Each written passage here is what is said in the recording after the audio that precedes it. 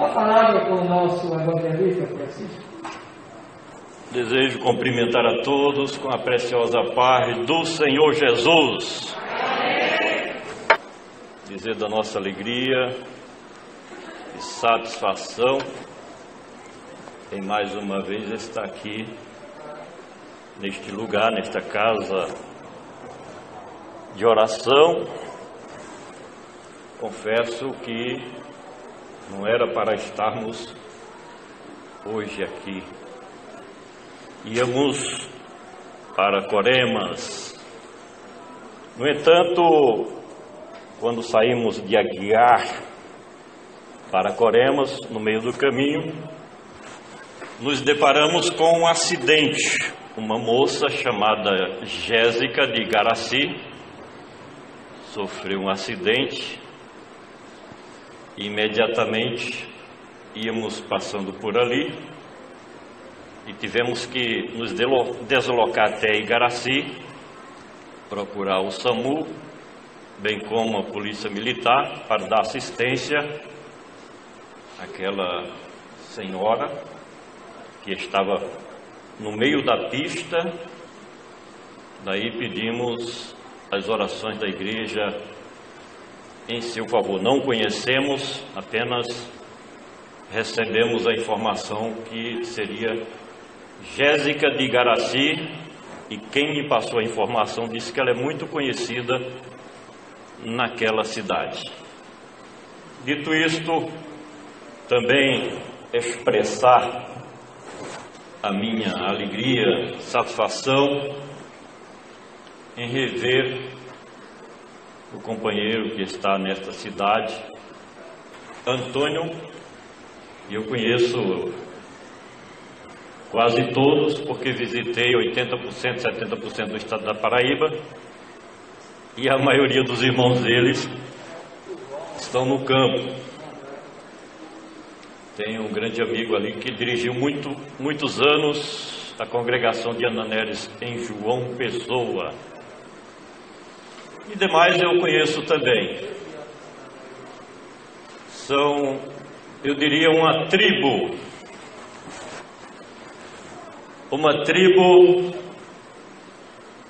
de muitos que servem ao reino de Deus através da igreja do Senhor Jesus.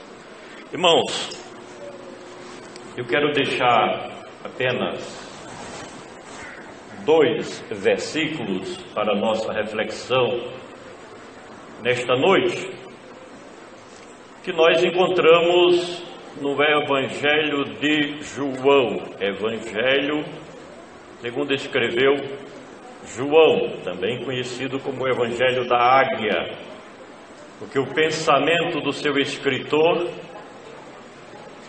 vai muito além das possibilidades humanas. É, na verdade, um evangelho muito profundo no que diz respeito às revelações de Deus para a sua igreja. Capítulo 1, versículos 1 e 14. Confesso para os irmãos que este ano não tive ainda o privilégio de sentar para ler e estudar a palavra de Deus. Desde janeiro não tive esse privilégio. Bem como hoje, também eu fiquei o dia todo lá na terra do meu pai, nas terras do meu pai, roçando o mato o dia todo. Saí, era mais ou menos 5h30, quando vim para a cidade, e peguei a Bíblia ali no carro para trazer aqui. Mas o pastor conhece um pouco da minha pessoa e sabe que a minha vida é dedicada para o reino dos céus. E eu deixo para a reflexão da igreja esses 2 versículos. Repetindo João capítulo 1, versículo 1 e 14, onde está escrito: no princípio era o Verbo, e o Verbo estava com Deus, e o Verbo era Deus. Versículo 14. E o Verbo se fez carne e habitou entre nós. E vimos a sua glória como a glória do unigênito do Pai, cheio de graça e de verdade. Igreja remida do Cordeiro de Deus que tira o pecado do mundo, essas duas frações das Sagradas Escrituras revelam-nos verdades profundas, eu diria, a respeito da personagem mundial mais importante que possamos imaginar. São revelações que somente o Espírito Santo do Senhor é quem tem a capacidade, a habilidade, o poder de nos mostrar em essência o que este Evangelho quer nos dizer. No princípio, a palavra do Senhor nesta noite nos fala a respeito de Verbo. No princípio era o Verbo. Tanto o hebraico quanto o grego, quando coloca o artigo antes de um nome pessoal, ou de um adjetivo, ou de um verbo, é porque o escritor, no caso João, ele quis destacar esta palavra no primeiro versículo da Bíblia Sagrada, aliás, do Evangelho de João: o Verbo. No princípio era o Verbo. E verbo é o quê? Verbo é a palavra em ação. Quando fala no princípio, nos leva a pensar em Gênesis, que é o livro dos começos, capítulo 1, versículo 1, e que diz: no princípio criou Deus os céus e a terra. Eu penso comigo, amados irmãos, queridas irmãs, que o escritor se referia a este princípio, o princípio da criação dos céus e a terra. O princípio do qual fala Gênesis capítulo 1, em que Deus estava criando os animais, a natureza, as espécies.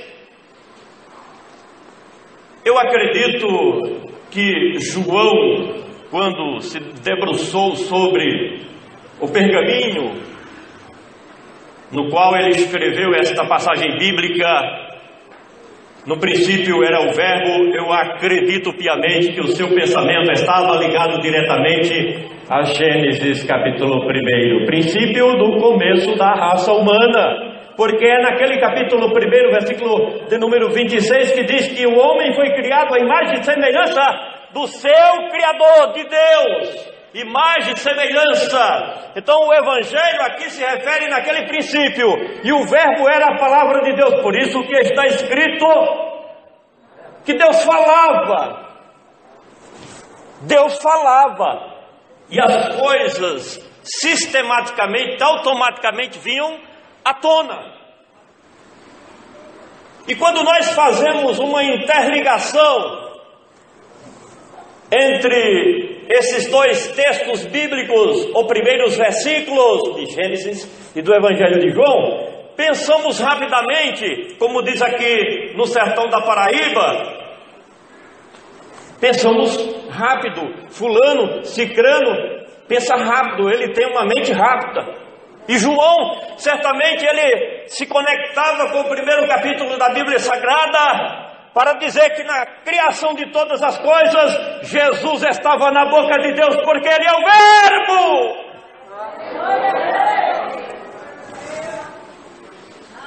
Palavra em ação. E onde estava Jesus?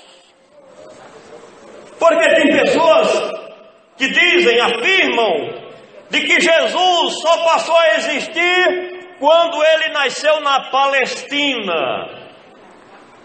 Não, senhor e não, senhora. Não, senhor e não, senhora.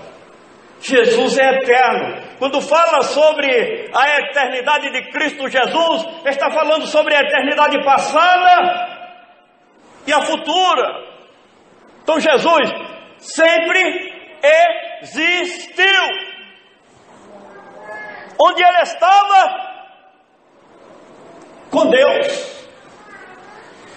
Quando o Pai, o Deus Todo-Poderoso, o Criador dos céus e da terra, disse haja luz, era Cristo falando pela boca de Deus, e a luz sistematicamente passou a existir. Quando Deus disse haja espaço, haja um espaço entre a terra e os céus,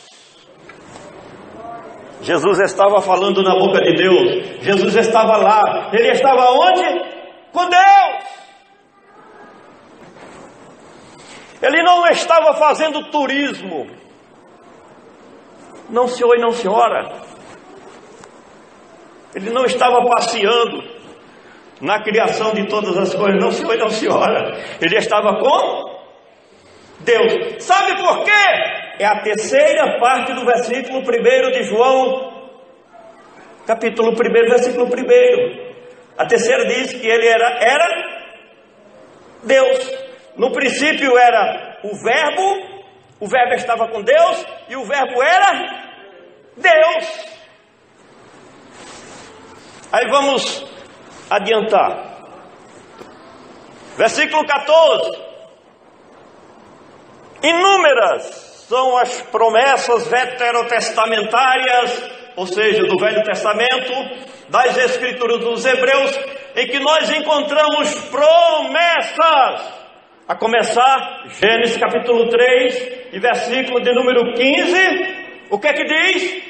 Ali havia uma promessa de redenção. Na queda, na pior escuridão da velha aliança, Deus estava trazendo uma luz, falando de que o Filho da mulher, Jesus, sobre o qual Paulo se refere em Gálatas capítulo 4, versículo 4, vindo à plenitude dos tempos, Deus enviou o seu Filho nascido de uma mulher, nascido sobre a lei.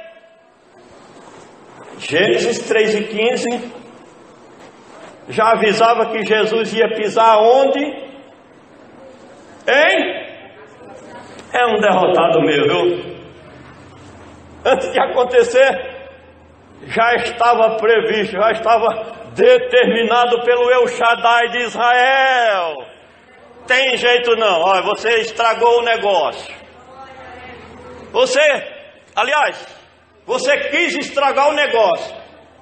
Eu estou fazendo uma interpretação como se Deus estivesse conversando com o derrotado. Sabe quem é o derrotado, né? De Gênesis capítulo 3. Mas tu sabe, né? E Deus dizendo, olha, tem jeito não, rapaz, já está previsto. Vai acontecer lá na frente, mas eu já vou determinar. Você tem cabeça? Eu tenho cabeça. Mas que pena, tua cabeça vai ser estragada, porque alguém vai pisar nela. Por isso que João escreveu, e o Verbo se fez carne e habitou entre nós. Esta é uma preleção direta, exclusiva, sobre o Verbo que se fez carne e habitou entre nós, Cristo Jesus, ó Filho de Davi, a resplandecente estrela da manhã. Ele, somente Ele que vive e que reina para todo sempre, igreja. A descendência de Davi, o Todo-Poderoso, do qual escreveu o homem de Deus, o profeta messiânico, capítulo 9, versículo de número 6, dizendo que ele era maravilhoso, conselheiro, Deus forte, príncipe da paz. O Verbo se fez carne. Deixa eu terminar, concluir, finalizar esta reflexão nessa noite, te dizendo que este Verbo veio te buscar. Este Verbo, quando ele esteve aqui no planeta Terra, ele já olhava para o futuro e via você que não prestava para nada. Você sabe quem você era diante da sociedade, diante da sua família? Um lixo. Alguém desprovido, desprovida de caráter, de personalidade. Ninguém dava um centavo por você. Você e Deus é quem sabe o que você representava nesta cidade ou entre outros lugares que você já morou, e o que as pessoas diziam a teu respeito. Quantos lutaram, batalharam, se esforçaram para te dar uma rasteira e ver você acabado, destruído no chão.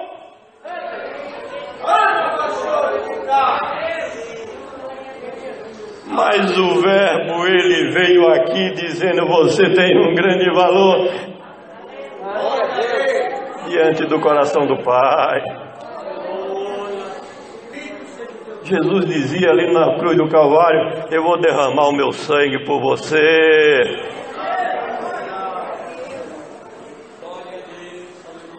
E o Verbo se fez carne e habitou entre nós.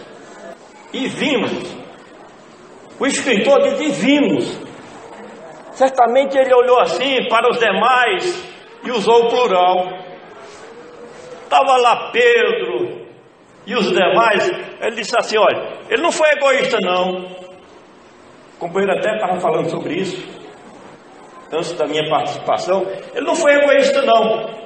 Ele disse no plural: e vimos. Quer dizer, ele botou o grupo apostólico. E vimos. Porque se fosse só o seu testemunho, lá em Israel tinha regra. Tinha regra. Um só não é testemunho de nada. Só depois de 2, 3. E vimos. Aí João disse: eu vou botar um carimbo aqui, ó, de certeza. É assim, ó. Eu vou dizer. Não foi só eu não. Vimos o quê? A sua glória. Como a glória do unigênito do Pai. Cheio de duas coisas: graça e verdade. Graça e verdade. A graça é o seguinte, numa linguagem sertaneja, porque eu sou filho natural de Aguiar, numa linguagem nossa aqui, graça é um negócio bom, macio, que pega o cabo, bota nos braços e fica: vai dormir, vá. Graça, essa graça. Ele era cheio de graça. Camarada vinha aleijado, cego, outro doido, cheio de demônio, e a graça de Jesus estava lá, só pegando e abraçando, só ajudando, só levantando, só fazendo as pessoas rirem. Alguém chegava chorando, aí com a graça ele dizia: não chora não, a graça chegou. Mas também não é só graça não, companheiro. Está pensando o quê? E é mãe de Joana? É casa de mãe de Joana? Não tem esse ditado aqui no sertão? Só graça não. E é casa de mãe de Joana? Não, tem a verdade. Agora vamos para a verdade. Aí o verbo metia a verdade. É tanto que ele chegou no templo em Jerusalém, e vocês conhecem a história. Pegou o quê? Um azarroque, chibata mesmo, chibata de couro. Era verdade. A graça, sim, vou botar no ombro, mas você precisa ouvir umas verdades também. Aí o azarroque, chibatinha no espinhaço. Eu ouvi alguém dizer um tempo atrás, há muitos anos atrás, ali na lanchonete o salsichão em Jaguaribe, Avenida Vasco da Gama 480, eles comeu cachorro quente lá, eu acho. Comeu cachorro quente lá, eu era o gerente da empresa. Aí um camarada, eu evangelizando um camarada, me desculpa a expressão chamada de camarada, porque um caba desse eu tenho que chamar ele mesmo de camarada. O camarada chegou e disse: rapaz, esse Jesus de vocês parece que não gira bem não, faltava um parafuso. Porque o evangelho de vocês diz que ele era amor, bondade e misericórdia, e ele pegou uma chibata e meteu a chibata na turma que estava errado lá no templo. E que Jesus é esse? Eu digo: esse é o Jesus da verdade, meu amigo! Deus em Cristo Jesus continue abençoando a sua igreja nesta cidade. Amém? Obrigado, companheiro. Glória a Deus.